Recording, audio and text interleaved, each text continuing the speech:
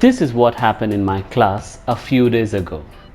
My students knew the meaning of the word disaster, but when I asked them the meaning of disastrous, they couldn't tell.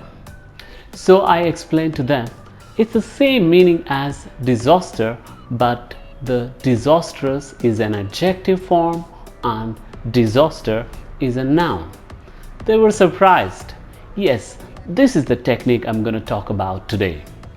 By learning words that are part of the same word family, you can increase your vocabulary quickly and easily. Hello, I'm your English teacher Suresh. As a teacher, I understand one of the difficult aspects of learning a new language is memorizing vocabulary. I have spoken about how to remember vocabulary that you study easily in this video. Today, I have another technique that will help you learn hundreds of words without making a great effort. Let me explain this with examples. Most of you know the meaning of the word final. Let's try to understand the words that belong to the same family. Finalize is the verb form of final, which means to complete the last part of a plan or arrangement. Remember, if a word ends with IZE in American English and ISE in British, it's a verb most of the time. Visualize, criminalize, conceptualize are a few examples. Have a look at some words ending with IZE. Now let's get back to the word final. If you add IST to the word, it becomes finalist, which means people or teams that reach the final stage of a game or a sport. Like for example, France and Croatia were the finalists of 2018 Football World Cup. Remember, if a word ends with IST, it refers to a person like these words: bicyclist, psychiatrist, specialist. Here are some more words ending with IST. So that's it. It's so simple. Just because you know the root word final, this technique has helped you understand the meanings of finalize and finalist. I told you, you can learn hundreds of words without making a great effort. Let's see more examples. You know the word home. Can you guess the meaning of homeless? Yes, it refers to people who don't have homes. There are a lot of homeless people in this city. By adding a suffix, which means a few letters after a word like MENT, TION, FUL, people create new words. By simply knowing the meanings of these suffixes, you can guess the meanings of words easily. The suffix less refers to without something. So home plus less means without a home. Have a look at some words ending with less. Let's learn another word from the same family, homelessness. Oh, what's this? There are two suffixes, less and ness. Yes, if you add NESS to a word, or to be precise, an adjective, it becomes a noun. So homelessness is a noun. Homelessness is the biggest problem in this country is an example. Some more words ending with ness are kindness, carelessness, rudeness. Here is a list of few more words. They all are formed by simply adding NESS at the end. Another common suffix to form new words is TION or SION.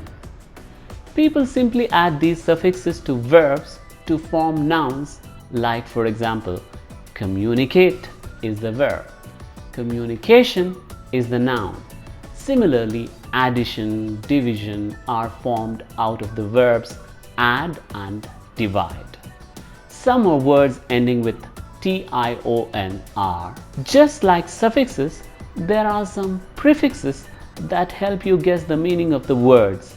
We add prefixes before a word. Some most common prefixes are ANTI, British pronunciation anti, and American pronunciation anti.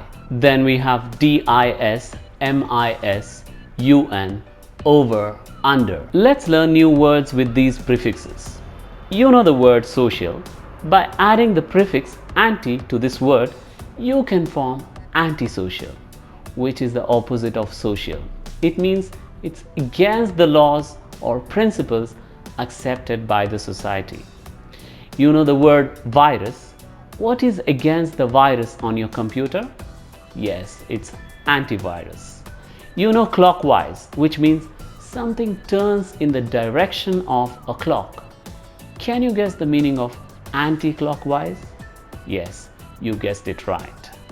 Have a look at some more words that begin with anti. Similarly, we use prefixes like dis, mis, and un to make negative forms of the word like believe, disbelieve, manage, mismanage, conditional, unconditional. Next time you see them, you know how to guess the meaning. Other common prefixes are under and over. Under means less or not enough. Over means too much or more than needed. Like for example, you know the meaning of weight. Can you guess the meaning of overweight? Yes, the weight is too much. There are other words like oversleep, overeat, overdo. Now you know the meaning of these words. Have a look at some words that begin with over. Similarly, if you say someone is underweight, he or she is too thin. There are other words like this: underestimate, understaffed, underprivileged. I'm going to show you some more words that begin with under. Have a look. Finally, I'd like to tell you one thing. Remember, some words look like they are formed with prefixes or suffixes, but they don't have any. The word itself is like that. You cannot remove any part of it. Like for example, in the word understand, under is not a prefix. You cannot separate them. So by knowing the root word and understanding prefixes and suffixes, you can guess the meanings of hundreds of words. That's all for today. I'm your English teacher Suresh. I hope the video was helpful. If you liked it, don't forget to subscribe. Goodbye.